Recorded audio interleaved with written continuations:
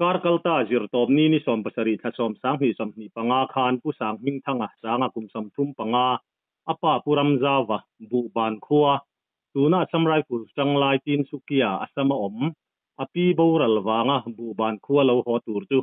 Guwahati Kamakhya Railway Station bula thia charmin emi chungchang hi kan chanela po kan ron da to a khata khana thi dan te kan la soi chiang vak theilawa soi sak hlumani theyangem kan ti chawania emi chungchanga kan thu don thara mizo pa sipai changlai sanga hi a thi nuwa abeka tangin thi te ala chuak renga akerule aban te tliak kin postmortem result atang point misual tual tha na ninge ya lan thu te abung ruwa athom no zong zong te po abo vek ni te in thu kan donga ti chuan voin khuang choi thla ni somni pahni kumsang ni somni panga ni lai ni hian kha thil thleng chungchanga thu chiang jok se turin van duai thak taka boral ta sanga enkol tu berle arwang po hlom tu apa naw Guwahati apo arwang zukla tu pulal du saka pumadu akan bedonani pumadu chibaile chibaile kha van duaina in to poi kan ti in thinlung takin kan tor pui chewa kan channel lama po in branch choi me president fel tak mai nang khang kan hanin beto ma ro chu khati lai khan chinchang kan la se thui lutuk lova ti sual te po kan nei pal nuala kan channel lo ngai thatu te chunga po thu pha kan choi du ti chuan tun tu ma hian kha thil theng chungchang a khatual tha na nge ti te kan lo sia a nialan thu te kha enge in riat dan a chin chuakin konga in mi pui riat turin min hril theiam ka siat chu vek te haramo ma ni na mun se alo le lo bok nen mara chu kam siat dan angang te chuan kan ti don thinanga mo kanu hi ni som panga ta som jan hian daria le minute som hin min boral sanamo chu mi jan chuan amba poi siat tirania ta chuan amba po hin min la ron bia dar sari minute som pathum bel hian chu ala boral che lawa chu mi nuwa chuan a thi thu te an sia thian ngai tu ve em ya chuan chot lak te kan ti langa tia chu te po chuan thal sakta chu chuan etama mizoram lo chuak turin a in ruam mana lo chuak turi a thian te pon kumi an omna tang khan gen huat ko tar tang ching ka silawa kan motor te poi kal vele thina chung rem chang te po chon kal meila an tia amaro chu aman go wangin private car akal mai ni mela India ramenti himna platform rin tak bajili hi sunili on le newsrat zahan te ayo ani tuna join la spot game sang sanga cheng sang khat som pakhat welcome bona si dongang bajili app download la cheng za hi donga Facebook ai ngai dani zia chon cheng za som nga nen cheng za thum som ngai dong thei ni ti ne pa ilu chuan zili spin sa thoni ni dongang UPI le bank transfer mangin rang le him tapin balance si dong thei deposit apiang in chunga 2% extra fee om kan duala masoni du chong kan affiliate program jom la za som nga thatin commission ni dongang comment saling himet lamwang lovin bedzili zamhalte private car akal mai ni mela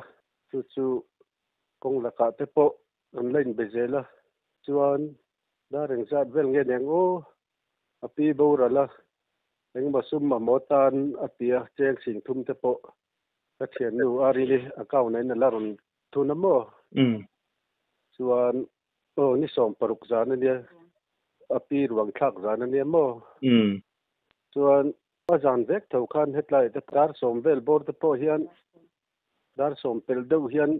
ke ni zan ama kanu nuam lo nen lo ming deuh te kan ni bok nen yang khan chung te ju biak ko lo biak lo tu mang reng viawa in nga mi hi panga nge vel chu biak tu ba tu man phone kan lo pick up lo mo ani mo dar som le minute som ni ti vel bor te po ni mai theini tang huna te khana nia katang chuan in biak le am talo kan nu wari ni hian mam hi ka betlang theini lo me swiss of pentia biak tum ver o himin tia ari ru khan an nuam lawa e biak thelo om ta chu tia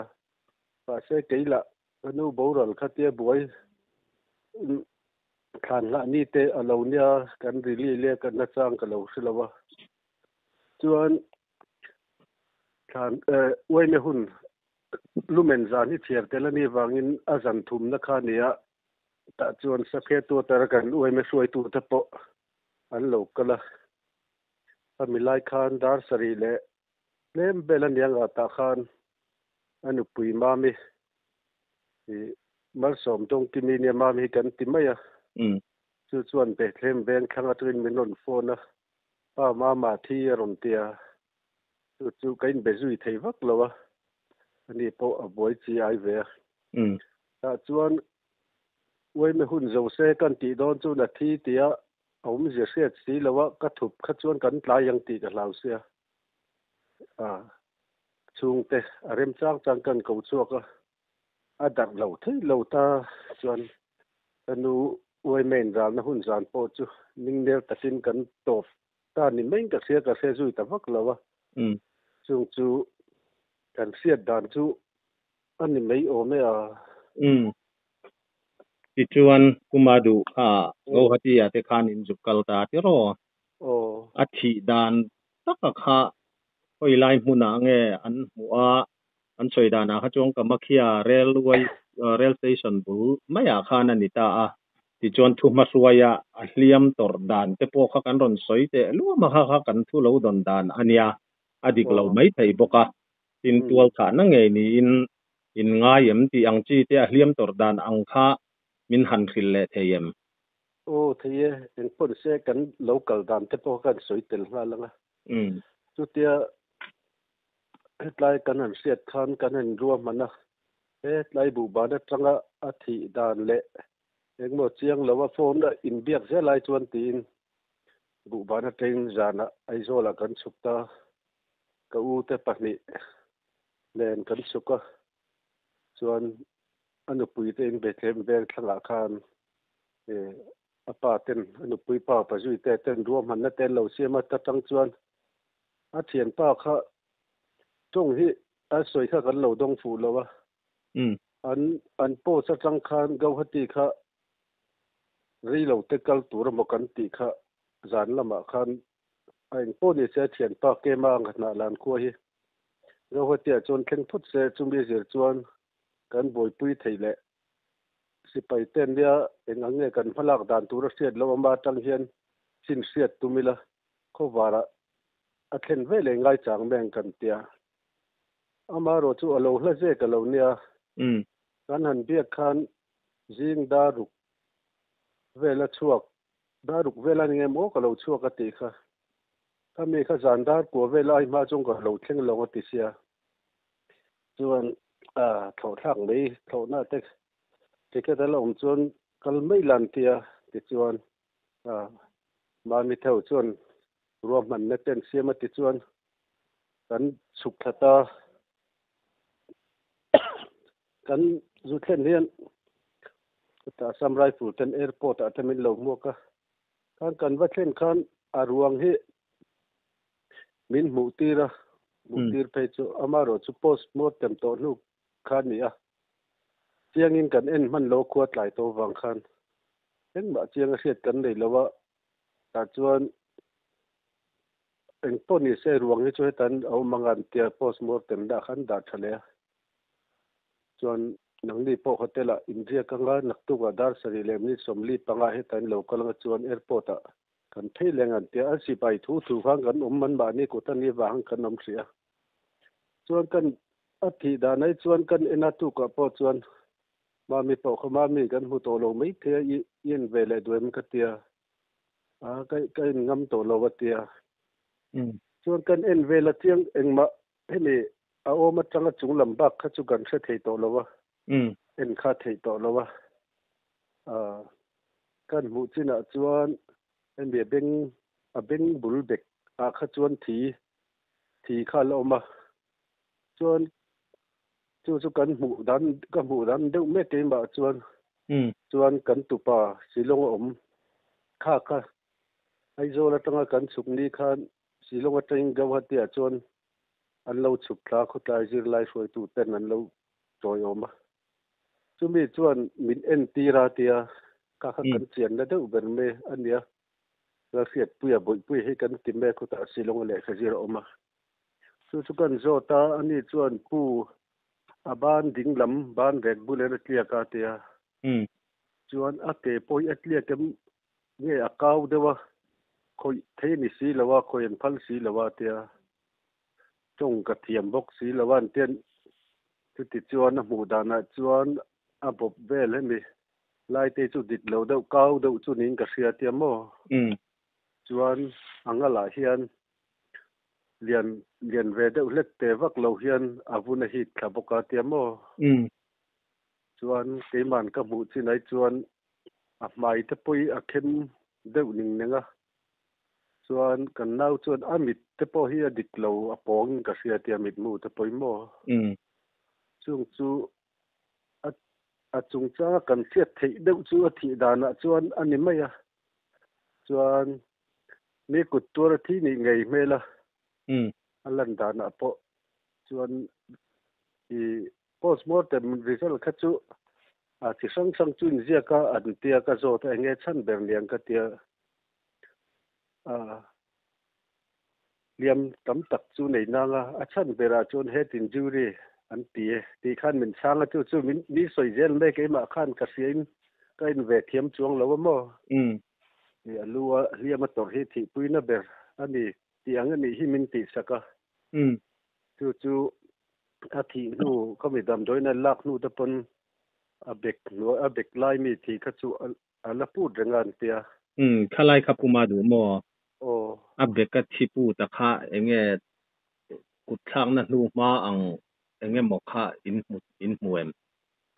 chu ke ma chun a beng nung lam dewa hian mo hetlai hi ka te ron por de hui oming ka sia kan keu khan ama kha ing lawa dani wang ka khong ka to sia mo chu kan ina a post mortem le ten mai lo mo min ti saka bulami te kha chuan chu a chan berapo ka se chiang thiam lo chu ka mu dan chu ne pem chu om ngai me beng nung lai hian mo ma se chiang takin chu han koi le thei khan lo kuang chunga da to khan niam mo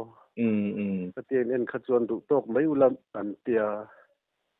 chiang kuang tak pon a chan ani a pem ani chung lai chu riam ti kha ka soi hlei thei bik vak lo ne postmortem ma khatia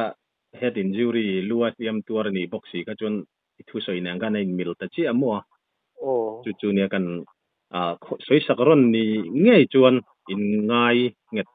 to ti na aniang tero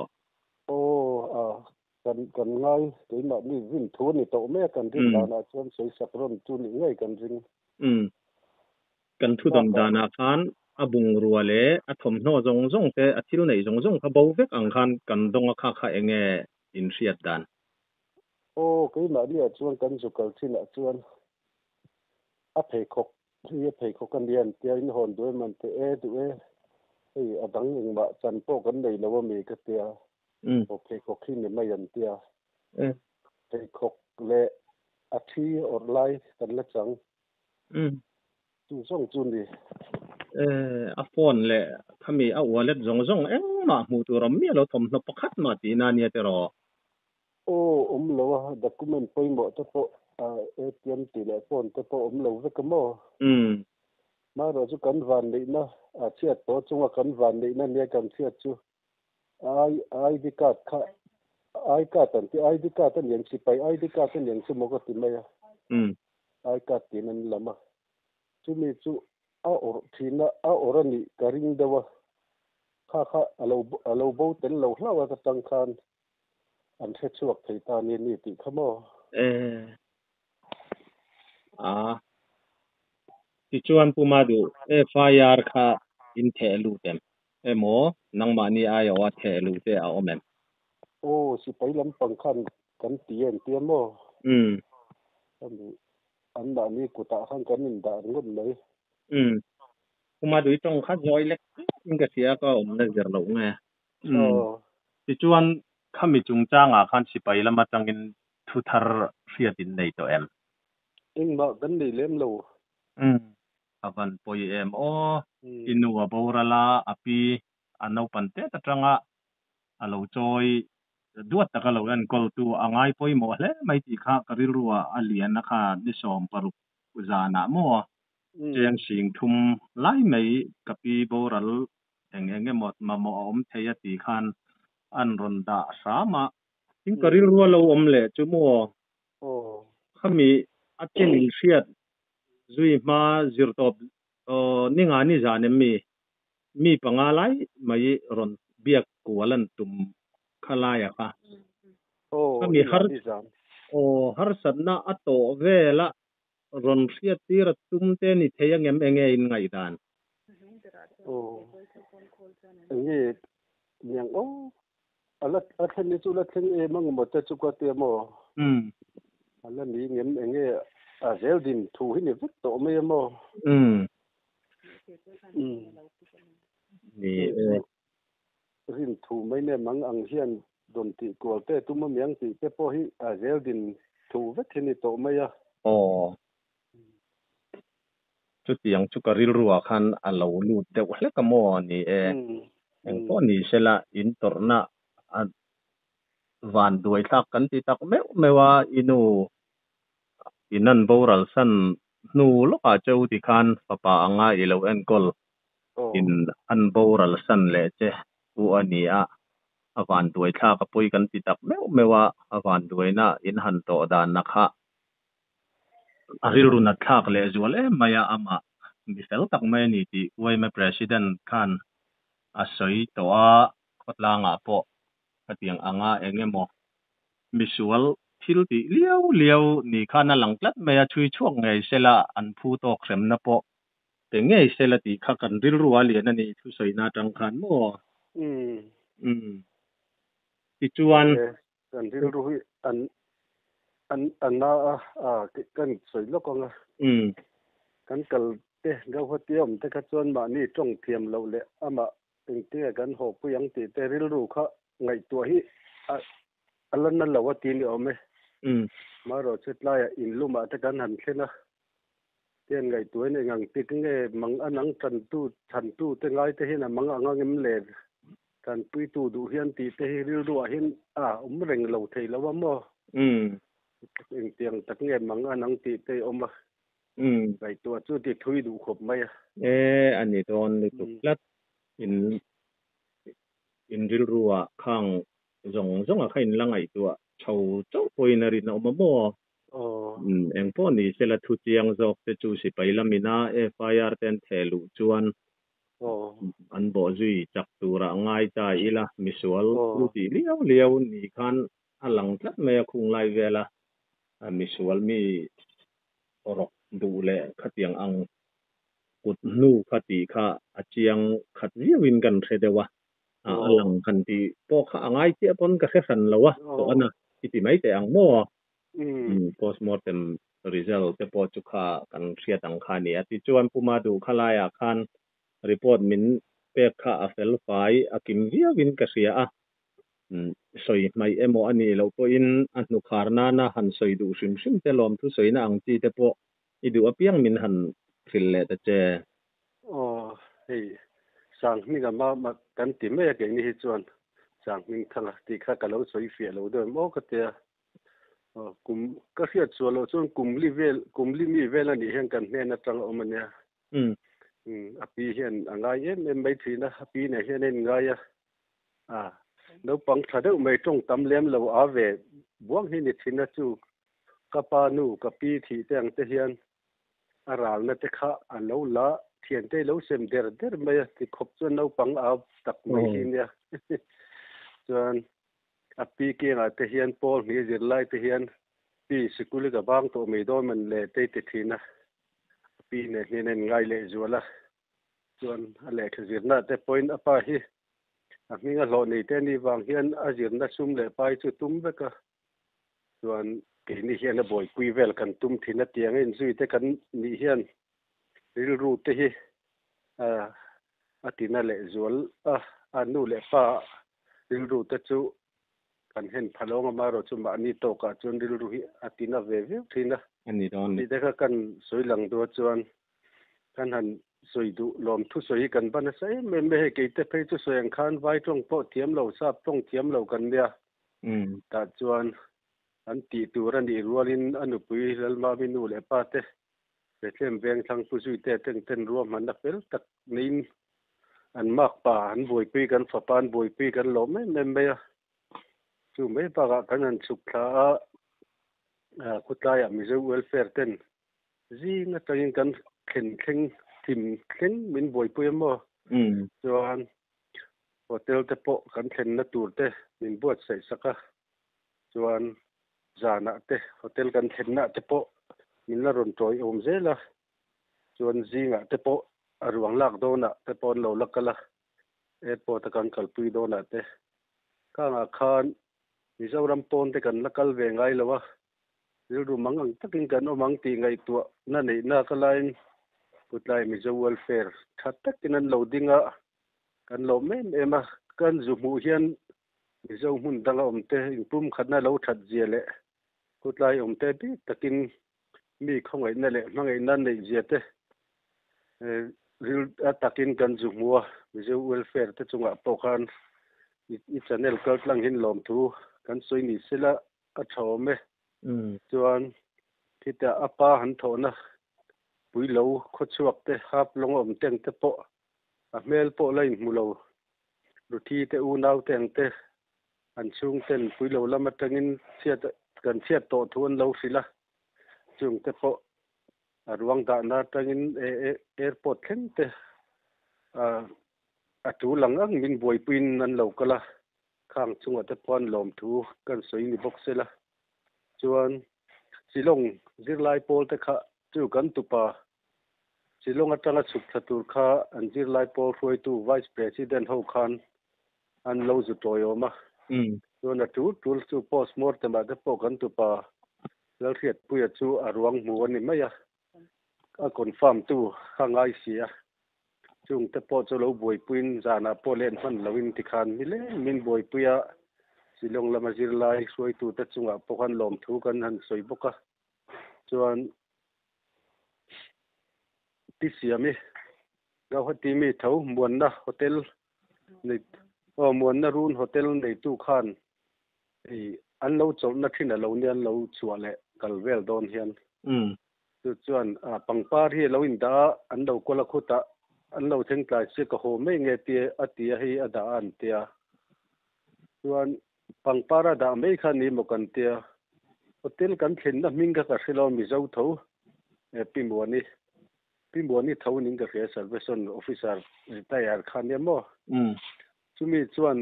ina chuan hotel a chuan kan riakin cho te kan aya jing a khan eiman india man le eiman pe ka ngai love atia a intiji nge ni kan tia pek sak tu chewon oma intan petun oma chu wan pe ka ngai lo khan tia ati tasia mizo welfare hen min pek sak mi miang le kan tia kan chuak phe kan an zo ta kan pelo ke ni chuan an ti boxia pimbuani hian min pek sak ta mai ni anga ma hotel a thleng kan nia etiang chiat to kan ni wang hian min khongai min ti sak ta mai ni anga ti in an ho ta ringota ama ro chu nuwa kan an siat danin ti siami pangpar lo da tu muan na run hotel nei tu kha khan kan ria man le kan choi man zong zong khamin lo pek sak ani ti tu kin khan kan an sia chunga kan lo me ma ro pui ve min khongai na le min lai nan na lom thu kan an soi boka chuan kan an ho chuaka leng puya mitam tak chung khat laina thenrual tha ten min lo bu ban welfare tang ang ten min lo muaka kan lo me ma leng puya tang chuan kan an chole bethem veng thanga ma mi pa teina mitam tak min lo muakin min lo boi pui le tual chung mit thina yang mai in min lo song bola min boi pui kan lo me ma chuan kan an hot sawa che song lamin atlaya 0 point kutlai penga te min lo muak lea chuan selinga an chawa samrai fullamin yes ko tur motor min lo pele yang an tho pui te chunga te po kan lo em boka chuan sai tuala bu ban kho chuak ten pw de kona zan rei to lama mitam takin min lo muak le boka tuan kan kal jela nod lungpher anu te khuwa a kho chung chiat to pang hialin mi tam takin min lo muaka me te vc te mhp ten puanin min lo tuam le a khang te khan lom thu kan soin ni bok sela chuan kho chunga chu kanu bo ra la wang kan tan hian akar don anin mangan ni bermaya ta po chuan ha soi lovin in thleng po motor phur phal lovin kan member ania kanui zealan tian nan kan zon don en tia chuan a ruang te la in kan in thleng in zon saka anga khan min boi pui tu zong te kan tana hun mang ril ru le tha sum le pai thleng in mang te ne na khan i channel kal tlang hian lom thu kan soi ni mai se ti kha kan soi tel du boka o soi kim lo te kan dei ani pon siat na te hi akim thei lawa tu wangin kan soi mai om te pon min lo se thiam turin kan gen bok ani e ni e khalai kha he usang ming thanga kha kum som thum panga ani te ro kumadu kum som thum panga kan channel masa van doina in to kan han tarla na khan keima ti sual pal lewania kum som ni pathum ti khang ka lo ti pala poi ka ti tak mewa comment lama te po ron soi zui anom nuala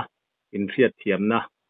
hemi tun tu ma hian kan dil du'a nangma ni chung kwa te po mo chuan sanga kha enge anupui le afapa kha akal sana tero pa kha fa pani nei ani tak chu engrual ngen ni to